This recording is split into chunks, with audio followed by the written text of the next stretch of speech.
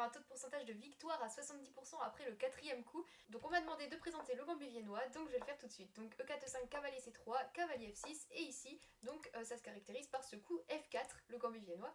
Donc ici, il y a deux choix, soit ils acceptent le gambit, soit ils ne l'acceptent pas, par exemple en faisant cavalier F6. Donc s'ils ne l'acceptent pas, nous on va prendre le pion, il va nous reprendre, logique, parce que bah évidemment c'est un peu son seul coup, sinon s'il recule le cavalier c'est horrible.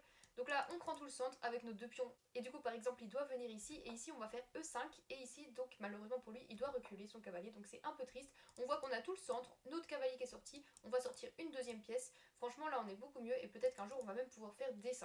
Donc voilà, imaginons du coup si jamais il accepte le gambit en faisant prise en F4, et bien ici toute l'idée c'est de faire E5, et après E5 du coup il doit retourner à la maison, donc il doit faire cavalier G8, mais par exemple après on va pouvoir le récupérer avec cavalier F3 suivi de ça.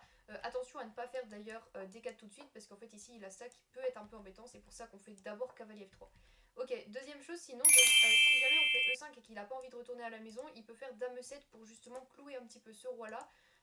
Et on peut pas reprendre en fait pour le moment parce que bah, on est cloué, mais après Dame 2, ici on voit que son cavalier, il a plus de cases de disponibles à part la case G8, donc il doit faire ça parce que maintenant on n'est plus cloué, donc cavalier G8. On fait cavalier F3, on protège le pion, il fait D6. Alors D6 c'est pas terrible du tout, même c'est une grosse erreur, sauf que c'est un coup qui est plutôt logique pour les noirs parce qu'ils veulent finir leur développement, donc qu'est-ce qu'ils ont envie de faire? Bah sortir leur fou, je sais pas par exemple sortir leur cavalier, tout ça, mais D6 ça paraît être un coup assez logique. Mais ici il y a cavalier D5 qui est très fort, et en fait on va mettre une pression sur la dame, une pression sur le pion C7, une pression sur le roi avec notre dame. Donc du coup il va devoir pousser sa dame, alors s'il la pousse ici il y a une petite fourchette royale, donc forcément c'est pas bon pour lui. Il est donc presque obligé de revenir ici, et là on peut prendre le pion ici, et malheureusement pour lui bah, on fait échec avec la dame.